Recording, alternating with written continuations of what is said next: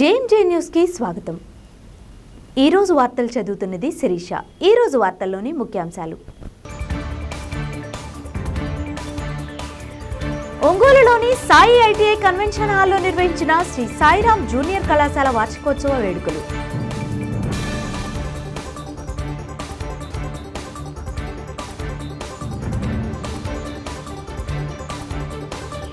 ఒంగోలు నగర సమీపంలో పెళ్లూరు గ్రామంలో అంగరంగ వైభవంగా శ్రీ శ్రీ శ్రీ గురునాథేశ్వర స్వామి సమేత శ్రీ శ్రీ శ్రీ జ్వాలాముఖి అమ్మవారి అనుగ్రహ శక్తిపీఠం అష్టాదశ వార్షికోత్సవ మహోత్సవాలు.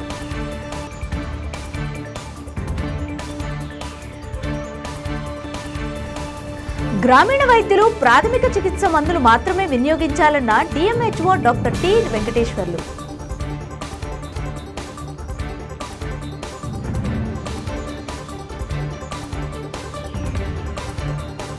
కీర్తిశేషులు మేడిశెట్టి కొండలరావు వర్ధంతి సందర్భంగా జేసీఏ ఒంగోలు అధ్యక్షులు మేడిశెట్టి వెంకట సుబ్బారావు ఆధ్వర్యంలో పలు సేవా కార్యక్రమాలను చేపట్టారు. Junior chamber of international Ongole ఆధ్వర్యంలో ఆకలితో అలమటిస్తున్న పేదలకు శివం ఫౌండేషన్ ద్వారా 400 మంది నిరుపేదలకు అన్నదానం చేశారు. అవసరమున్న పేద కుటుంబాలకు నిత్యావసర సరుకులను అందజేశారు. అనారోగ్యంతో ఉన్న వారికి, వృద్ధులకి, నిరుపేదలకు సహాయం చేయడం జరిగింది. జేసీఐ సభ్యులు మరియు ఒంగోలు పూర్వ జాతీయ అధ్యక్షులు జేసీఐ నైనాల రామకృష్ణ ముఖ్య అతిథిగా వచ్చి ఈ కార్యక్రమంలో పాల్గొన్నారు. ఈ కార్యక్రమంలో జేసీఐ పూర్వ అధ్యక్షులు వి రమణ, ఎస్ ఏడుకొండలు, డాక్టర్ జి రవికుమార్ మరియు కెవి వరుణ్, సెక్రటరీ మాజేటి గణేష్, కసిబిసి వీరబ్రహ్మం, వి శ్రీరాములు రెడ్డి, కుంచాల బాలసుబ్రహ్మణ్యం, జనసేన శ్రీనివాసరావు తదితరులు పాల్గొన్నారు.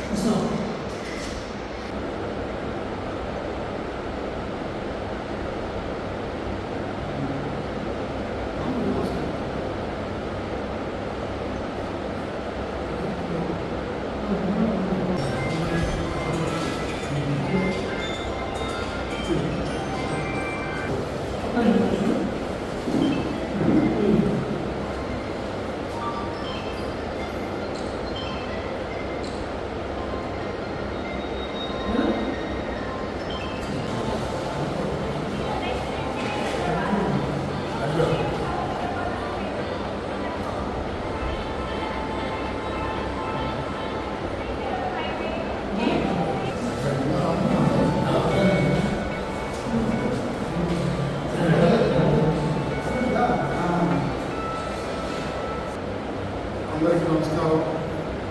ఈరోజు ఈ కార్యక్రమం మా నాన్నగారు స్వర్గస్థులైనందుకు నేను మా పాస్ ప్రెసిడెంట్ అయిన రామకృష్ణ గారిని, సార్ నేను మా నాన్నకి ఎప్పుడూ రక్తదానం చేసేవాడిని, ఈ సంవత్సరం ఉచితంగా ఏదైనా చేయాలని సలహా కోరగా ఏదన్నా లేని వాళ్ళకి ఒక 10 కుటుంబాలకి నిత్యావసర సరుకులు ఇవ్వమని నన్ను నిర్దేశించారు.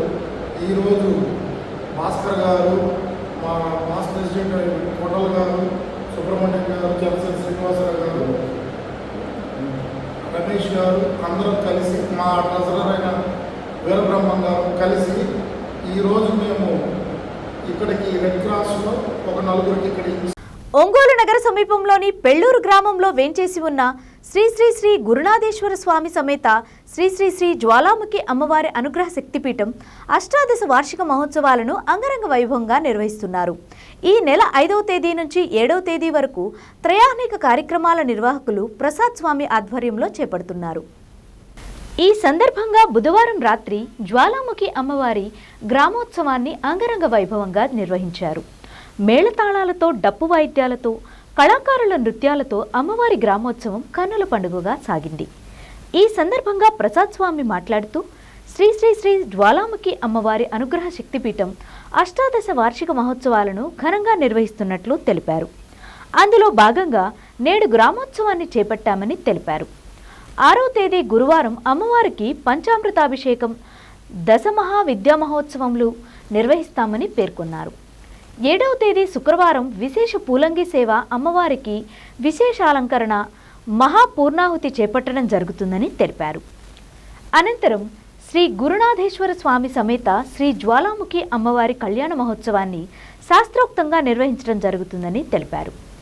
ఈ కార్యక్రమంలో భక్తులు అధిక సంఖ్యలో పాల్గొని జ్వాలాముఖి అమ్మవారి అనుగ్రహానికి పాత్రులు కావాలని కోరారు.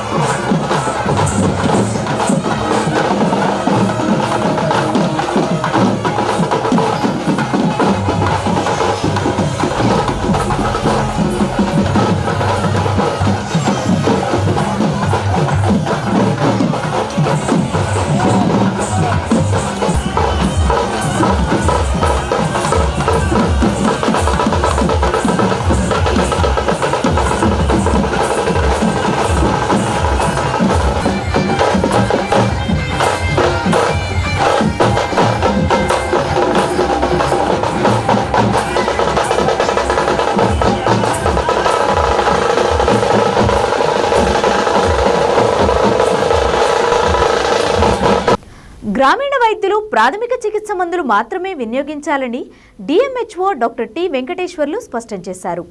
ఒంగోలు రెడ్ క్రాస్ సొసైటీ సమావేశ మందిరంలో ఆర్ఎంపీలు సమావేశాన్ని నిర్వహించారు. ఈ సమావేశానికి ముఖ్య అతిథిగా హాజరైన డిఎంహెచ్ఓ మాట్లాడుతూ ప్రాథమిక చికిత్స కేంద్రాలు నడిపించేవారు చట్టరీత్యా పేరుకు ముందు డాక్టర్ అని పెట్టుకోకూడదని తెలిపారు. వారు కేవలం ప్రాథమిక చికిత్సకు అర్హులని అన్నారు. ప్రాణాలకు ముప్పు తెచ్చే హానికరమైన ఔషధాలు వినియోగించకూడదని తెలిపారు. వాటి వినియోగానికి అత్యంత అప్రమత్తత అవసరమని తెలిపారు.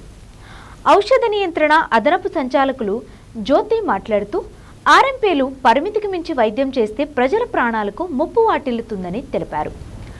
అనుమతి లేని మందులు ఉన్నట్లయితే చట్ట ప్రకారం 7 ఏళ్ల జైలు శిక్ష, ₹1,00,000 పైగా జరిమానా విధిస్తారన్నారు. ఈ సమావేశంలో మాస్ మీడియా అధికారి డి శ్రీనివాసులు, గ్రామీణ వైద్యుల సంఘం అధ్యక్ష కార్యదర్శులు శివయ్య, చంద్రశేఖర్, నాగరాజు, బాలాజీ, సుధాకర్ పాల్గొన్నారు. అందుబాటులో ఉండేది మాకు తెలుసు. సో అందుకు మిమ్మల్ని అందరినీ గౌరవిస్తున్నాను. అయితే మనము చేసేటువంటి విధానంలో కొంత లిమిటేషన్స్ పెట్టుకుంటే మీకు కానీ తద్వారా మాకు కానీ ప్రభుత్వానికి ఓకే సమస్యలు రాకుండా చక్కగా మీరు కూడా జీవించవచ్చు, మేము కూడా రిపోర్టింగ్ చేస్తూ ఉండొచ్చు. ఓకే, మన వాళ్ళు కొన్ని దశల్లో చేయవలసిన దానికన్నా ఎక్కువ మోతాదులో చేయటము, అదేవిధంగా దాన్ని ఇంకొక వేలో మీరు చేసేది సహాయం అయినా ఇంకొక వేలో వెళ్ళిపోయి అబ్నార్మల్గా ప్రొజెక్ట్ అవ్వడము, దాని ద్వారా మీకు ఇబ్బందులు రావడము, అది మళ్ళీ మా దగ్గరికి వచ్చేసి మేము దాన్ని ఎంక్వైరీ చేయడము, మిమ్మల్ని ఏదో మేము గట్టిగా మాట్లాడటం ఇలా జరుగుతూ ఉంటాయి. సో సొసైటీలో మీరందరికీ పరిచయాలు చాలా ఎక్కువ ఉంటాయి, ఎందుకంటే ఎక్కువ కాలం అక్కడే మమేకమై ఉంటారు. కాబట్టి నేను కోరేది మిమ్మల్ని అందరినీ ఒకటే, మీరు చేయవలసినటువంటి ధర్మాన్ని ఆ పరిధిలో ఉంచుకొని చేయండి. ఓకే, దానికి మించి చేస్తే నేను చూసి నాకు తెలుసు కాబట్టి వ్యవస్థ అంతా నేను క్షమించేసేమో కానీ వ్యవస్థలో సుపీరియర్ ఆఫీసర్ దగ్గర నుండి వచ్చేటువంటి ప్రెజర్స్కి ప్రతి ఒక్కరూ వాళ్ళు చేయాల్సిన బాధ్యతలు చేస్తూనే ఉంటారు. ఒకసారి క్షమాపణతో అలా చెప్పినప్పుడు రెండవసారి అదే జరిగింది అనుకోండి, ఆలోచిస్తారు. మూడోసారి జరిగితే తప్పదు ఎవరికి కూడా, వారి యొక్క బాధ్యతను వారు నిర్వహించాలి. కాబట్టి ఆ ఒత్తిడి మీకు కూడా వస్తుంది. అందుకని బహుశా మీరు చూసే ఉంటారు, రీసెంట్గా కూడా కొన్ని ఇన్సిడెంట్ జరిగినాయి. ఏ దశకి వెళ్ళారంటే మనం ఇంజక్షనే చేయకూడదనే దశ నుండి ఆపరేషన్ కూడా చేస్తామని వెళ్ళారు. ఓకే, మీకు మీరు ఆత్మసాక్షితో ఆలోచించండి, ఎంతవరకు మనం మీలో క్యాపబిలిటీ లేదు అని నేను అంటలేదు. మీరు చాలామంది సీనియర్ పర్సనల్ దగ్గర అసిస్ట్ చేసి నేర్చుకొని చాలా తెలివి ఉంటుంది, చాలా నైపుణ్యం కూడా ఉంటుంది. ఆ విషయంలో నేనేమి అంటలేదు. కానీ మనకు ఒక పరిధి ఉంటుంది. అంతా తెలిసినా కూడా కొంతవరకే మనం చేయగలగాలి. తెలుసు అని చెప్పి అంతా చేస్తే దానికి ఆ లిమిటేషన్ దాటిన తర్వాత తగినటువంటి చర్యలు ఆటోమేటిక్గా మనం తీసుకోవాల్సి వస్తుంది. అందుకని ప్రతి ఒక్కరు కూడా మీకు మీరుగా ఆలోచించుకోండి. ఈ విషయానికి వస్తే ఆపరేషన్స్ అవన్నీ కూడా ఏదర్ మైనర్, మేజర్, ఏ ఆపరేషన్ అయినా కూడా చేయకూడదు. మీరు అసలు మీరు ఎలా చేయాలి అంటే ఈవెన్ డ్రగ్స్ ఇవ్వడానికి కూడా డ్రగ్స్లో రకాల అవగాహన ఉందా మీకు? అంటే యాంటీబయాటిక్స్, తర్వాత యాంటీ ఎమిటిక్స్, ఇలా కాకుండా వాంతులకు ఇచ్చేవి, విరోచనాలకు ఇచ్చేవి కాకుండా నీటి సంరక్షణతోనే సమగ్ర అభివృద్ధి సాధ్యమని రాష్ట్ర water head director Shanmukh Kumar పేర్కొన్నారు.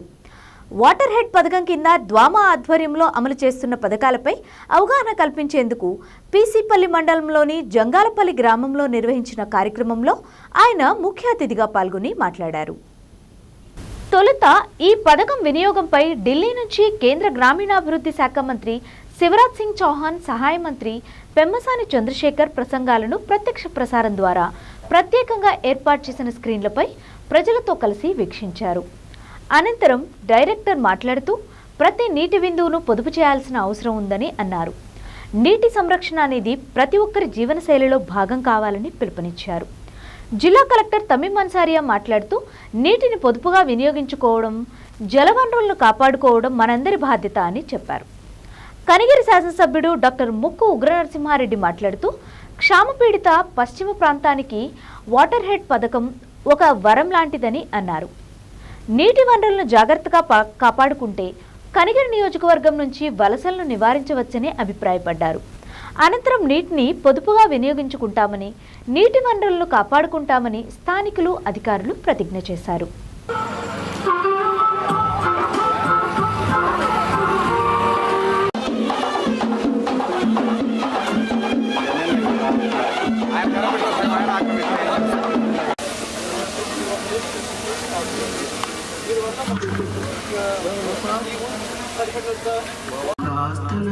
నిన్ను నేను తాకుతుంటే తాకుతున్న చోట సోకు నింపులేగుతుంటే ఎవరు సెలెక్ట్ చేసి water content water subsidy village నుంచి మా విలేజ్లో 4 సైడ్స్ నుంచి కూడా జ్యోతి ఎవరైతే పొలం ఉంటుందో వాళ్ళందరూ కూడా 5 మంది తీసుకొని చేస్తున్నారు.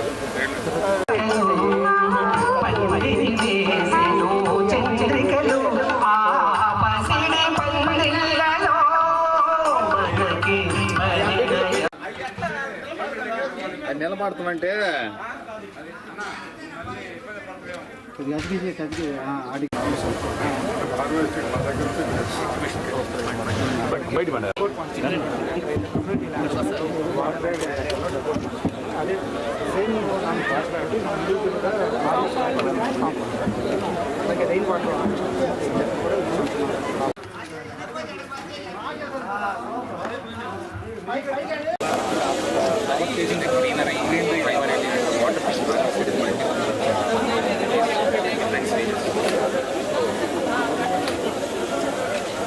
చాలా యూస్ ఈ ఏరియాలో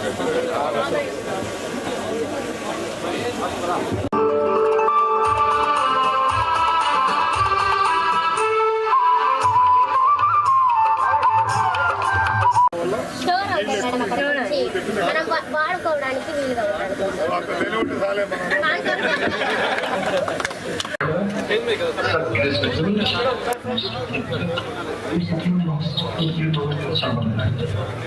और वाटर शेड यात्रा से जुड़े सभी लोगों का मैं नेशनल लेवल भारत सरकार वाटर शेड का कार्यक्रम चला रही है करना।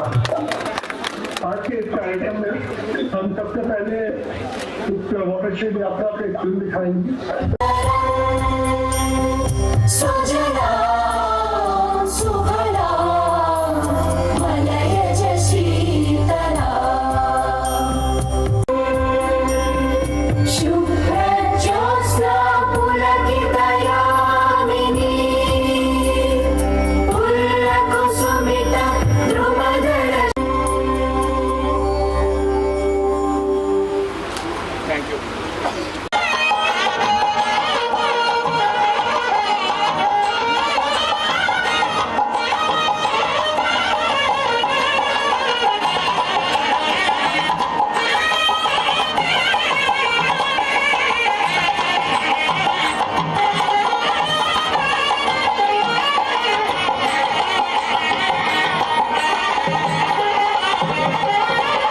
మురుగుమ్మి గ్రామ పంచాయతీ పరిధిలోని జంగాలపల్లి గ్రామంలో ఈరోజు ఈ వాటర్ షెడ్ యాత్ర కార్యక్రమాన్ని మన గౌరవ కలెక్టర్ మేడం గారు శ్రీమతి తమీం అన్సారియా గారు మీద చూస్తున్నారు. దేశంలో మన గ్రామం నుంచి ఈ కార్యక్రమాన్ని స్టార్ట్ చేయబోతున్నారు. సో కాబట్టి ఆ యాత్ర మీరు పక్కన ఒక వెహికల్ చూసుంటారు. ఒక వెహికల్లో మరి సినిమా ప్రొజెక్టర్ తోటి ఒక వెహికల్ ఉంది. ఈ వెహికల్ ఈ రాష్ట్ర వ్యాప్త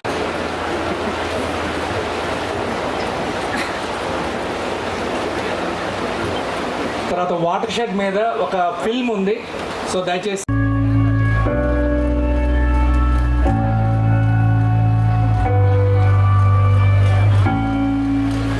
మనకు ఆ పొలము మరియు గ్రామంలో భూమి మరియు నీటిని సంరక్షిస్తాను. నేను నా గ్రామంలో వాటర్ షెడ్ పథకం కింద నిర్మించే ఓటకుంటలు, చెక్ డ్యాములు, ఫారం పాండ్లు, నేను నా వ్యవసాయ పొలము మరియు పరివాహక ప్రాంతాల్లో నేలకోతను నివారించడానికి కందకాల తవ్వకం మరియు చెట్ల పెంపకం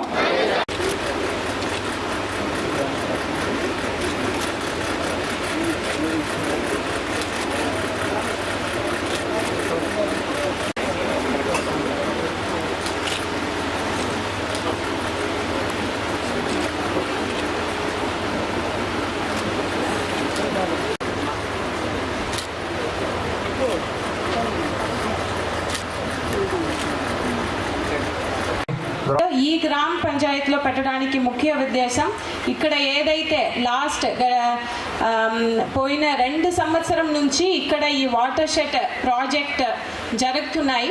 దాంట్లో నాకు ముందు మాట్లాడిన డైరెక్టర్ గారు చెప్పినట్టు ఇక్కడ 25 dugout ponds, mini Amrit Sarovar, అదేవిధంగా పర్కులేషన్ ట్యాంక్స్, ఇవి అన్నీ ఇక్కడ చాలా బాగా జరిగాయి. ఈ వివిధ కార్యక్రమంలో పార్టిసిపేట్ చేస్తున్నారు అనే ఫీడ్బ్యాక్ వచ్చింది. దాని వలన ఈ పంచాయతీని ఒక మోడల్ పంచాయతీగా మనం తీసుకోవాలి అనే ఉద్దేశంతో ఈ ప్రోగ్రామ్ని ఇక్కడ పెట్టడం జరిగింది. మీ అందరికీ కూడా ఇప్పుడు స్ట్రీట్ ప్లే ద్వారా చాలా బాగా చెప్పారు. అంటే ప్రజల అందరికీ కూడా అర్థమయ్యేలా ఒక సింపుల్ టర్మ్స్లో ఈ వాటర్ షెడ్ ప్రాజెక్ట్ అంటే ఏంటి, దాని యొక్క ముఖ్య ఉద్దేశం ఏంటి, దానిని సక్రమంగా మనం అమలు చేస్తే ఏంటేంటి లబ్ధి పొందుతారు అని చాలా చక్కగా చెప్పారు. వారికి నా అభినందనాలు.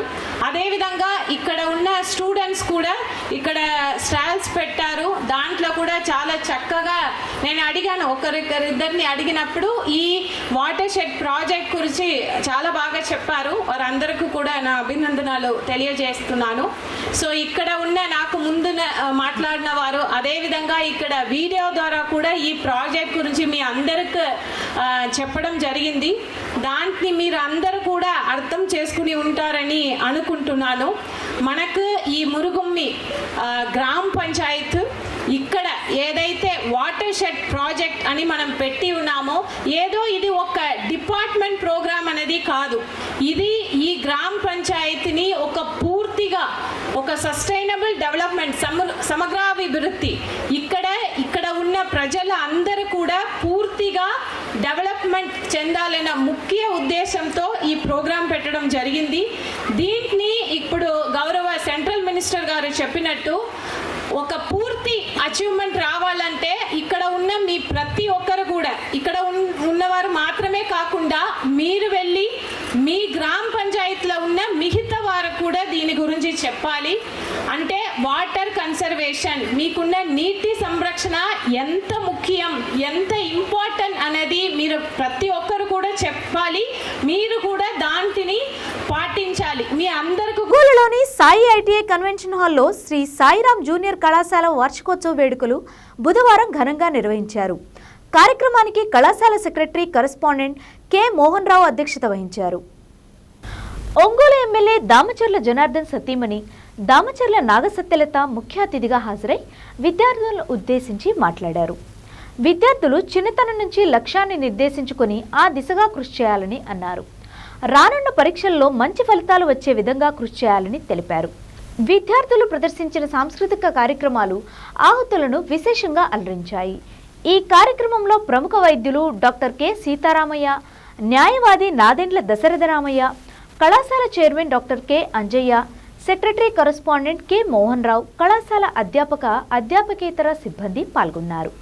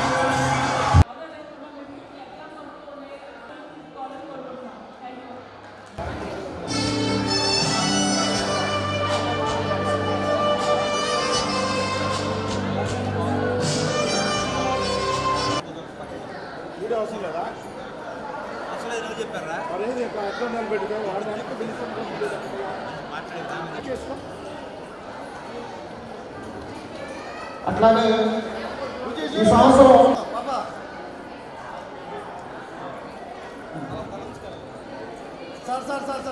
సాయిరాం జూనియర్ కాలేజ్ వార్షికోత్సవం 9వ వార్షికోత్సవ యజమాని అందరికి కూడా శుభాకాంక్షలు. చాలా బాగా జరుగుతుంది ఈరోజు యాన్యువల్ డే ఇక్కడంతా కూడాను. అందరూ కూడా ఈ కాలేజ్ అంతా ఓన్లీ ఆడపిల్లల కోసం పెట్టున్నారు. అంతా కూడాను చాలా బాగుంది. అంతా కూడాను మంచి ఎడ్యుకేషన్ అందిస్తున్నారు. పిల్లలంతా కూడా చాలా ఉత్సాహంగా పాల్గొన్నారు ఈ రోజంతా కూడాను. చాలా అంటే ముందు అభినందనలు వాళ్ళందరికీ కూడా, యజమాని అందరికీ కూడా అంతాను యాన్యువల్ డే సందర్భంగా. అంటే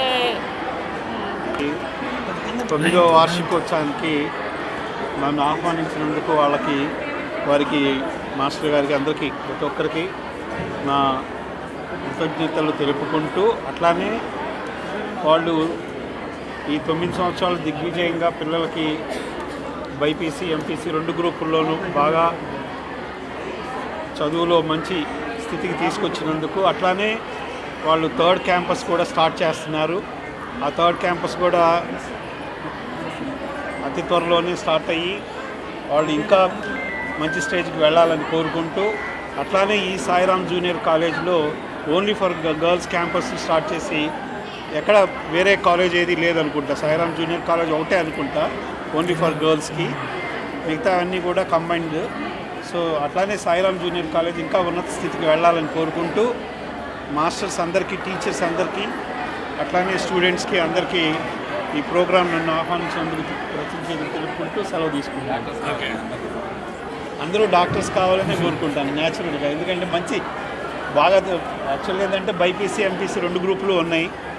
బైపీసీ చదివిన వాళ్ళందరూ డాక్టర్స్ అవ్వాలి, అంతకుమించి వేరే మార్గం ఏం లేదు. అంటే యూజువల్గా సైన్స్ గ్రూప్ కాబట్టి, సో అందరూ మంచిగా డాక్టర్స్ అయ్యి అందరినీ ఏమంటారు ప్రజలకి సేవ చేయాలని కోరుకుంటూ, అట్లానే ఎంపీసీ చదివిన వాళ్ళు కూడా కంప్యూటర్ సైన్స్లో కానీ మిగతా బ్రాంచెస్లో కానీ వాళ్ళ ఉన్నత స్థితికి వెళ్ళాలని కోరుకుంటూ 9వ వార్షికోత్సవానికి ఇచ్చేసినటువంటి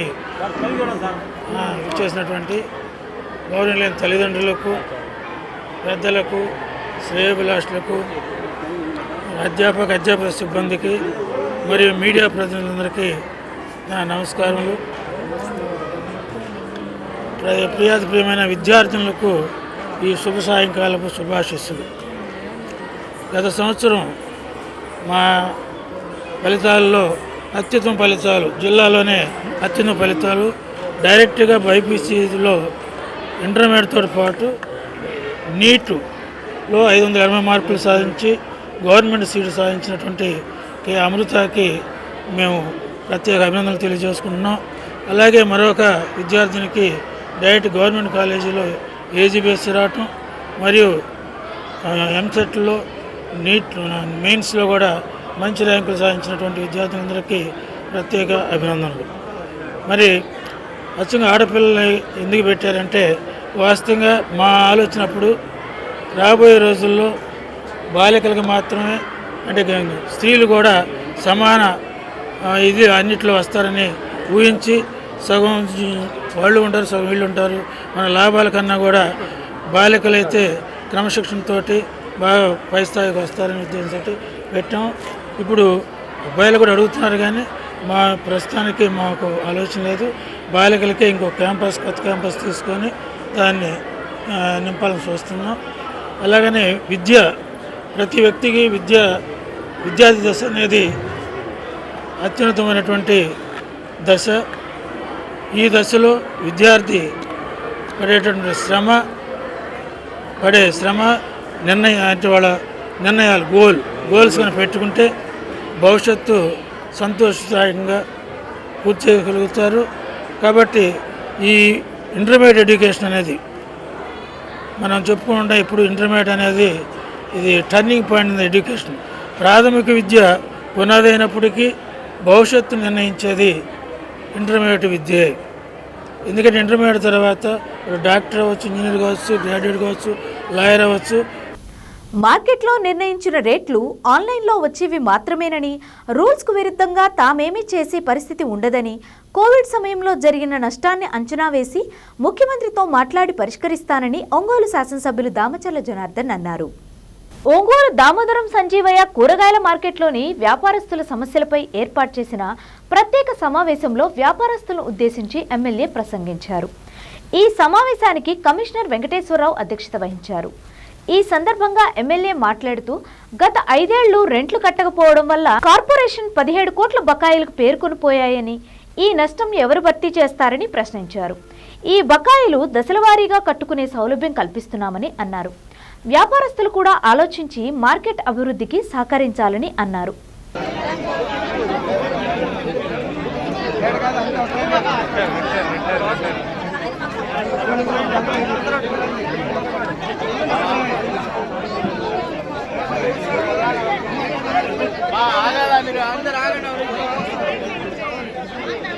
ఎన్నికలు కావాలంటే ముందు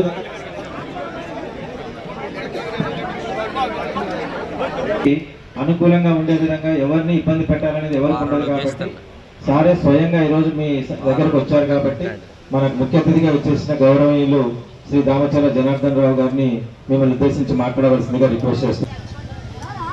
ఈరోజు చాలామంది మన శ్రీనివాసులు సిఐటియు నాయకులు, వెంకట్రావు గారు మన కొత్తపట్నం సర్పంచ్ గారు, అదేవిధంగా ఏఐటియుసి నాయకులు సుబ్బారెడ్డి గారు, రామయ్య గారు, మన శైలజ కార్పొరేటర్ గారు, మన డిప్యూటీ మేయర్ బుజ్జి గారు, ఇంకా పెద్దలంతా కూడా మాట్లాడారు. ఈరోజు ముందుగా ఒకటైతే నేను చెప్తున్నా, ఇందాక మనోళ్ళు మాట్లాడుతా అంతా మన పార్టీ వాళ్ళు అది అని చెప్తున్నారు. ఇది పార్టీకి సంబంధం కాదు. ఎలక్షన్ టైము 2 నెలల ముందు రాజకీయాలు అప్పుడు ఉంటాయి, పార్టీ అలా ఉంటుంది. అప్పుడు ఏం చేయాలా, మనం ఏం చేసామని ప్రజలకు చెప్పుకోవాలి, అప్పుడు ఓటు అడగాలి, అవన్నీ చేయాలి.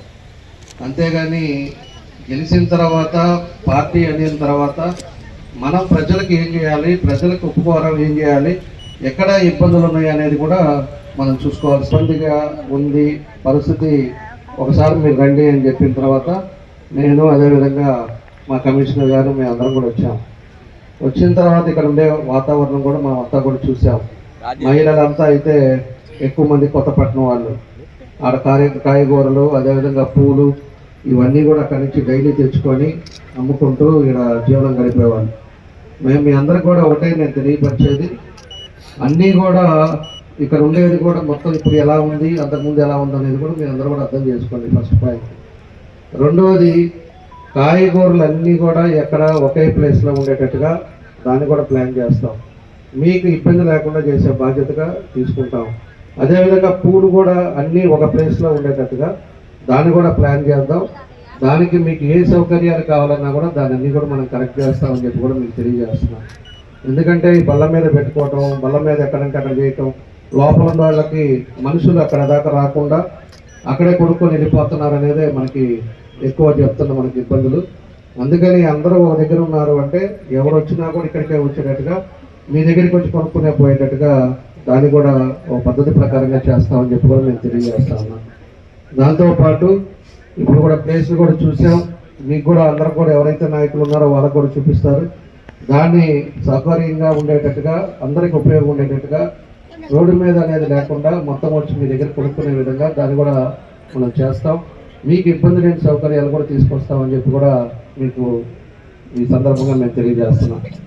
అదేవిధంగా దానికి షెల్టర్ కాదు, మీరేదో రోడ్డు మీద పెట్టుకొని ఎండలో కూర్చొని ఎండలో వర్షం పడితే తడుస్తా గొడుగులు పెట్టుకొని అలా తడికలు పెట్టుకునేది కాకుండా దానికి కూడా ఒక రూపం తీసుకొచ్చి నీట్గా మీరు చేసుకోవడానికి మీకు సౌకర్యం ఇబ్బంది లేకుండా ఉండేటట్టే దాన్ని కూడా చేస్తామని చెప్పేసి కూడా మీకు ఈ సందర్భంగా తెలియజేస్తున్నాం. అదేవిధంగా మళ్ళా ఎక్కడైతే మార్కెట్లో కూడా సిమెంట్ రోడ్లు ఏడైతే పెండింగ్లు ఉన్నాయో మార్కెట్లో దాన్ని కూడా ఆధునీకరణ చేస్తాం. దాంతోపాటు పెయింటింగ్స్, ఇందాక ఒక దగ్గర చూసాం శానిటేషన్ ప్రాబ్లం ఉంది, ఆ షెల్టర్లన్నీ పోయి ఉన్నాయి. ఎట్లంటే అట్లా ఎక్కడంటే అక్కడ చెత్త వేస్తున్నారు. దాన్ని కూడా మనం క్లారిటీ తీసుకొచ్చి వాతావరణం నీట్గా ఉండేటట్టుగా పెయింట్లు వేసి ఒక పద్ధతి ప్రకారంగా మార్కెట్ అనేది ఎవరైనా కూడా ఇక్కడికి వస్తే అన్నీ దొరుకుద్ది అనే విధంగా మనకి అందరూ లోపలికి వచ్చే విధంగా దాన్ని కూడా చర్యలు తీసుకొని దాన్ని కొన్ని మార్పులు చేర్పులు చేసామంటే మార్కెట్ కూడా బాగుంటుంది, మీకు మంచి వ్యాపారాలు జరుగుతాయి, మీరు బాగుండాలనేదే మా ఉద్దేశం. అది మాత్రం గుర్తుపెట్టుకోండి. ఎందుకంటే దూరాన్ని నుంచి వచ్చి కష్టపడి రోజు 100-200 సంపాదించేవాళ్ళు. కాకపోతే దానికి ఒక సిస్టము, దానికి ఒక పద్ధతి అనేది పెట్టుకోవాలి. కాబట్టి దాని ఆ పద్ధతిలో వెళ్తున్నారు తప్పితే ఏదో మిమ్మల్ని ఇబ్బంది పెట్టాలనో లేకపోతే ఇంకోటి చేయాలనో కాదని చెప్పేసి కూడా మీ అందరికి కూడా నేను తెలియజేస్తున్నాను. కాబట్టి ఇవన్నీ కూడా మార్పులు చేస్తాం.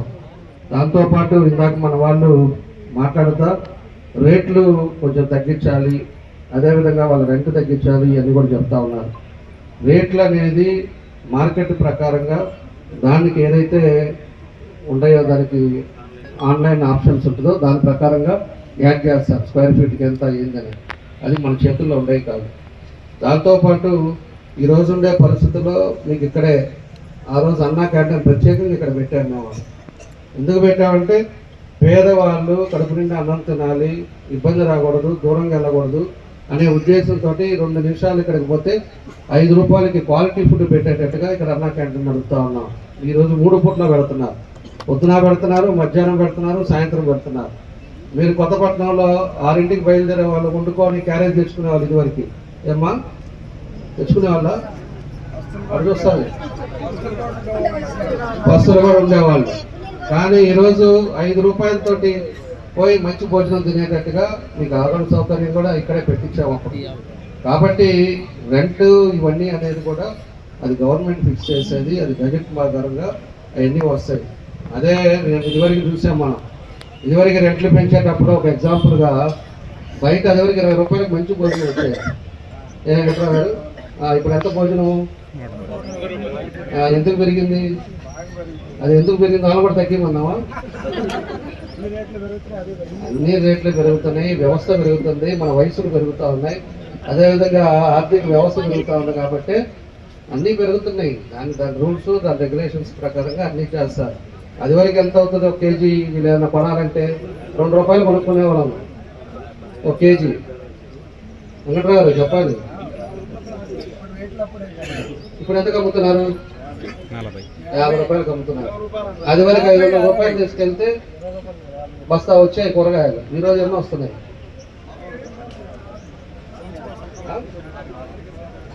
శ్రీనివాస్ గారు, ఆదాయాలు వస్తేనే వ్యాపారాలు చేస్తారు. ఆదాయాలతో పాటే మనం కూడా వ్యవస్థ మారాలి. వ్యవస్థ ప్రకారంగా మనం చేసుకోవాల్సిన అవసరాలు ఉన్నాయి. దాన్ని కూడా మీ అందరూ కూడా అర్థం చేసుకోవాలని చెప్పి తెలియజేస్తున్నాం. రెండోది వచ్చేసి మన సుబ్బారెడ్డి ఇందాక చెప్పాడు, కోవిడ్లో ఇబ్బంది పడుతున్నారు. నా దగ్గరికి నేను మొన్న వచ్చినప్పుడు కూడా చెప్పాను, స్టేట్ అంతా కూడా కోవిడ్లో టైంలో ఎక్కడా కూడా తగ్గించలే వాళ్ళకి రెంట్లు కానీ లేకపోతే అవన్నీ కూడా. నేనేం చెప్పానంటే, నేను ఖచ్చితంగా కూడా అది కోవిడ్ టైంలో మనకి ఎంత వచ్చిందో కూడా నేను రాసిమని చెప్పాం. అది నేను ముఖ్యమంత్రి గారిని ఖచ్చితంగా అడుగుతాను. ఆయన కానీ డిస్కౌంట్ చేస్తే మాత్రం మీకు ఖచ్చితంగా అది తగ్గిస్తామని చెప్పి నేను ఇప్పుడు కాదు, నేను ఆ రోజు నా దగ్గరికి వచ్చిన రోజే నేను చెప్పాను. ఎందుకంటే అది కూడా రెడీ చేస్తున్నారు. ఆ కోవిడ్ టైంలో 1 ఇయర్ ఉంది, 1 ఇయర్లో ఎంత వీళ్ళకి వచ్చింది అనేది కూడా అది కూడా చూస్తాం. చూసి అది కూడా నేను రేపు ముఖ్యమంత్రి గారిని కలిసినప్పుడు అది కూడా ఇస్తాను ఆయనకి. సరే తగ్గించండి అంటే దాన్ని తగ్గించేస్తాం. ఇంకోటి రెండోది ఏంటి అంటే 5 సంవత్సరాలు 14, 19 దాకా అప్పుడు మళ్ళా మేము ఎమ్మెల్యేగా ఉండేటప్పుడు 0 లెవెల్ ఎవరు కూడా అంతా పద్ధతిగా 1వ తారీఖు అవగానే రెంట్లు కట్టుకుంటా ఓ ప్రశాంతమైన వాతావరణం ఉండేది. ఈ 5 సంవత్సరాలు కట్ల, ఈ 5 సంవత్సరాలు కట్టకపోవటం వల్ల వడ్డీలు పెరిగి వడ్డీల మీద వడ్డీలు అయ్యి ఈరోజు ఒక్కొక్కరికి 4 లక్షలు 5 లక్షలు వస్తుంది. దానివల్ల ఈరోజు దగ్గర 12 కోట్లు బకాయి. ఏం చేద్దాం? ఇప్పుడు మాకేమో వసతులు కావాలి. మన వాళ్ళు చేయడానికి ఇప్పుడు మీకు ఒక షెడ్ ఏదో ఒకటి వేయాలి, మీరు కూర్చొని చేయడానికి. మీకు నీట్గా ఒక ఫ్యాను, ఒక లైటు అన్నీ చేయాలి అన్నప్పుడు డబ్బులు కావాలి. మనం ట్యాక్స్లు కట్టకుండా, షాపులు తీయకుండా, ఏం చేయకుండా 12 కోట్లు బకాయి పెడితే డెవలప్మెంట్ ఎక్కడ జరుగుతుంది? మనం కూడా నాయకులు కూడా మనం కొంచెం సీరియస్గా మీరు అర్థం చేసుకోండి. నాకు ఒకరి మీద అనేది కాదు, వ్యాపారాలు చేసుకోవాలి.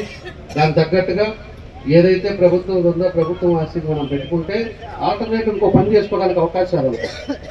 అవి కట్టకుండా ఇవాళ వడ్డీలు పెరిగిపోయింది, ఒక్కొక్కరికి 10 లక్షలు అయింది, 15 లక్షలు అయింది అంటే ఆటోమేటిక్గా అవుతుంది. కాబట్టి మీరు కూడా మేము అందుకనే 3 ఇన్స్టాల్మెంట్ బేస్ మీద మీరు కట్టండి. ఫస్ట్ కొంత కట్టండి, తర్వాత 1 నెల తర్వాత 2 నెలల తర్వాత మళ్ళీ కొంత కట్టండి. అట్లా కట్టుకోగలిగితే మీకు ఇబ్బంది ఉండదు. ఏదో కట్టేసి మళ్ళీ సగం కట్టాము అని చెప్పి ఇంకొక 6 నెలల తర్వాత అంటే ఆ సగానికి మళ్ళీ 6 నెలలకు వడ్డీలు పడుతుంది. ఇది నేను చేసే కాదు. శ్రీనివాసరావు గారు నేను చెప్పేదేనండి, కరెక్టే అది. నేను సరే ఇప్పుడు నీ దగ్గర నేను 10 లక్షలు తీసుకున్నాను, 5 నెలల తర్వాత వడ్డీకి అడుగుతాను. సరే నేను కాదయా, ఇప్పుడు మనం చెప్పేదేనండి, అర్థం చేసుకోండి. మీరు కరెక్ట్ ట్రాక్లో వాళ్ళ పద్ధతులు చెప్పండి. రాంగ్ ట్రాక్, రాంగ్ పద్ధతులు కాదు. మనం చెప్పేది శ్రీనివాస్ గారు, మనం చెప్పే విధానంలో అబ్బాయి మనం 5 ఏళ్ళు కట్ల, 5 ఏళ్ళు మన దగ్గర ఇంత బాకీ, దాన్ని మ్యాక్సిమం ఏదో చేసి కట్టండి. అనవసరమైన 200 రూపాయలు వడ్డీలు పడితే అది గవర్నమెంట్ గజెట్, అది నువ్వు నేను తగ్గించేది కాదు కదా, ఇక్కడ కాదు కదా, నువ్వు అంతా తెలుసు కదా. ప్రకాశం జిల్లా కాపు నాయకులు జనసేన పార్టీ నాయకులు గొర్రపాటి శ్రీనివాసరావు జన్మదిన వేడుకలను ఒంగోలు నగరంలో బుధవారం సాయంత్రం ఘనంగా నిర్వహించారు. ఒంగోలు నగరంలోని పాత కూరగాయల మార్కెట్ సెంటర్ నందు ఉన్న గొర్రపాటి నివాసం నందు ఏర్పాటు చేసిన వేడుకల్లో కాపు నాయకులు, గొర్రపాటి అభిమానులు, జనసేన నాయకులు అధిక సంఖ్యలో పాల్గొని గొర్రపాటి శ్రీనివాసరావుకు జన్మదిన శుభాకాంక్షలు తెలియజేశారు. రానున్న రోజుల్లో మరిన్ని ఉన్నత పదవులు అధిరోహించాలని, ప్రజాసేవలో ముందుండాలని తెలిపారు.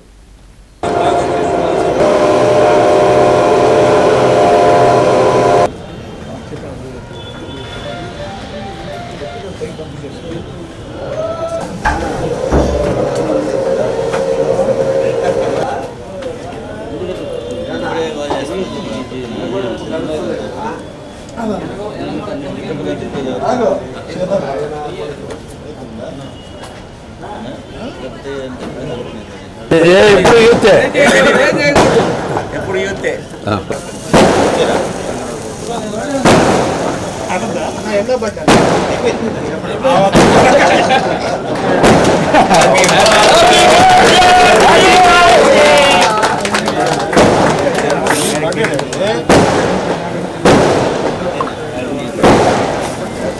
గట్టించే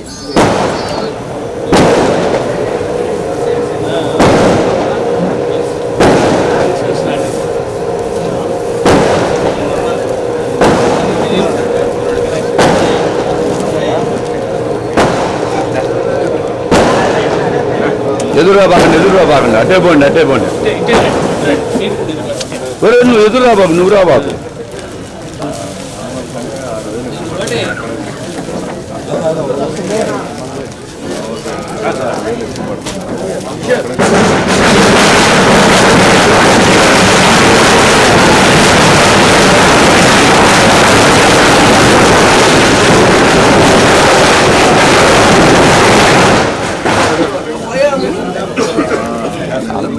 అన్నకు పెట్టాను కదా అన్న రా వచ్చే నువ్వేనా పెట్టింది నాకు చేసింది నీలాంటి ఇటు వచ్చే కెమెరాకి.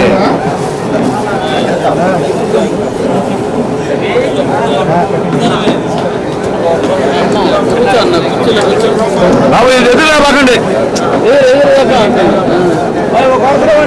యువతలు కానీ ఇదో ఇతని మొత్తం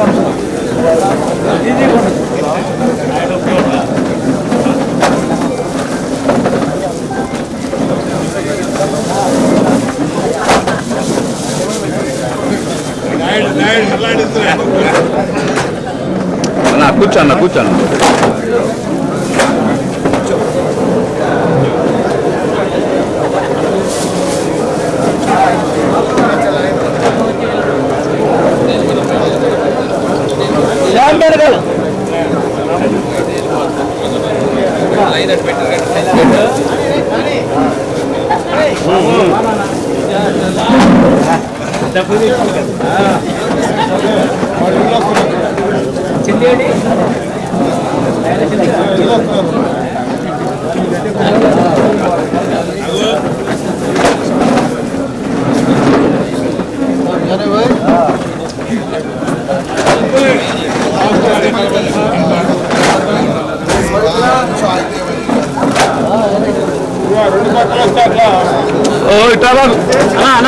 నువ్వు ఇట్లా ఎదురులే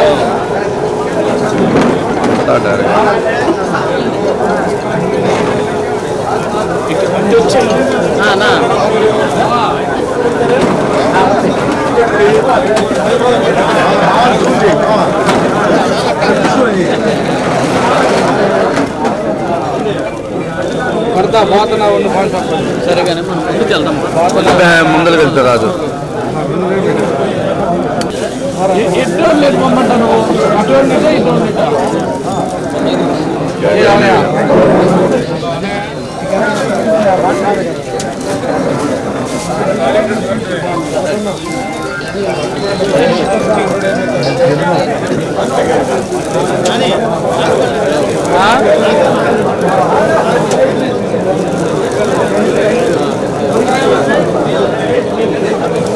Yeah.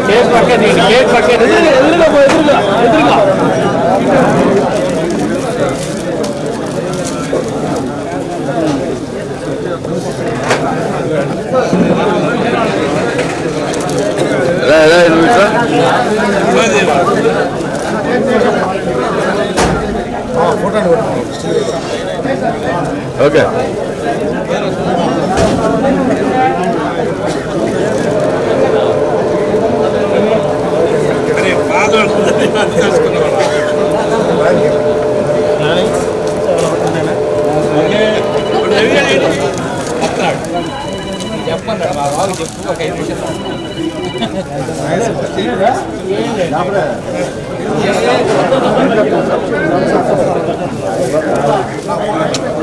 వెనక్కరా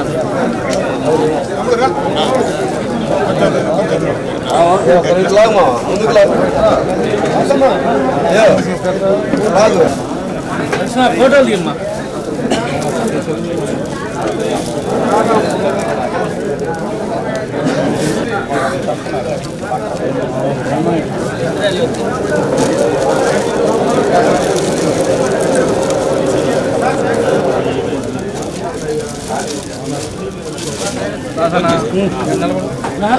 నాకు అవతల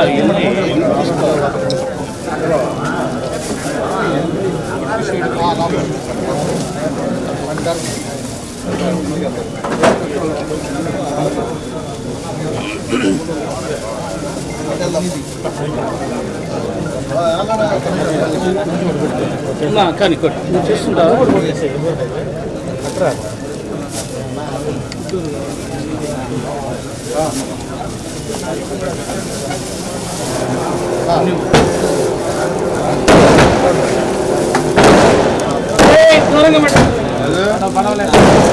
ఏంది కాస్తుంటే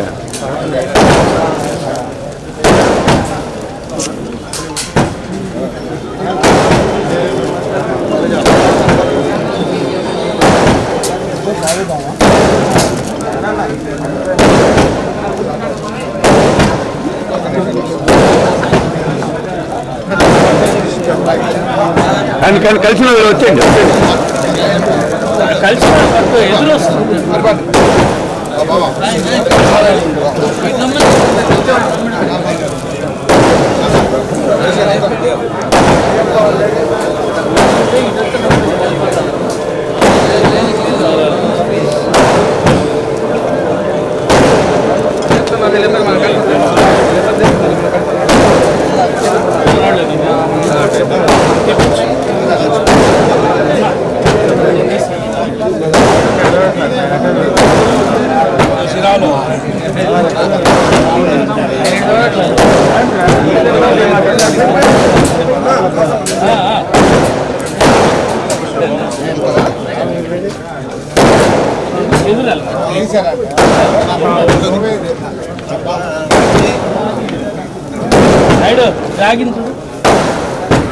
ఓకే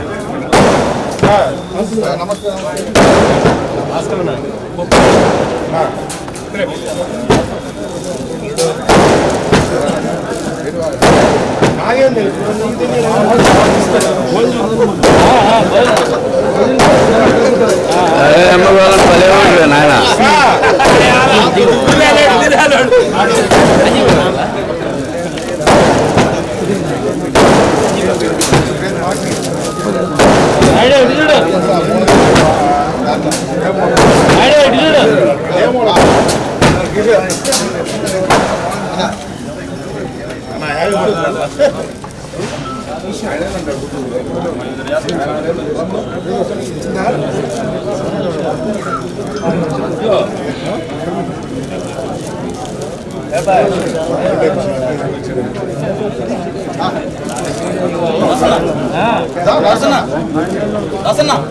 ఈ రోజు వార్తల్లోని ముఖ్యాంశాలు మరోసారి. ఒంగోలులోని సాయి ఐటీఐ కన్వెన్షన్ హాల్లో నిర్వహించిన శ్రీ సాయిరాం జూనియర్ కళాశాల వార్షికోత్సవ వేడుకలు.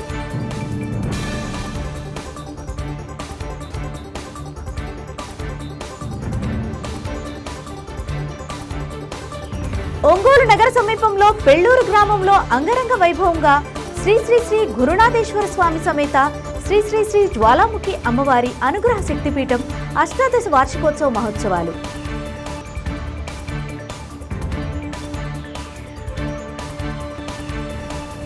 గ్రామీణ వైద్యులు ప్రాథమిక చికిత్స మందులు మాత్రమే వినియోగించాలన్న డిఎంహెచ్ఓ డాక్టర్ టి వెంకటేశ్వర్లు.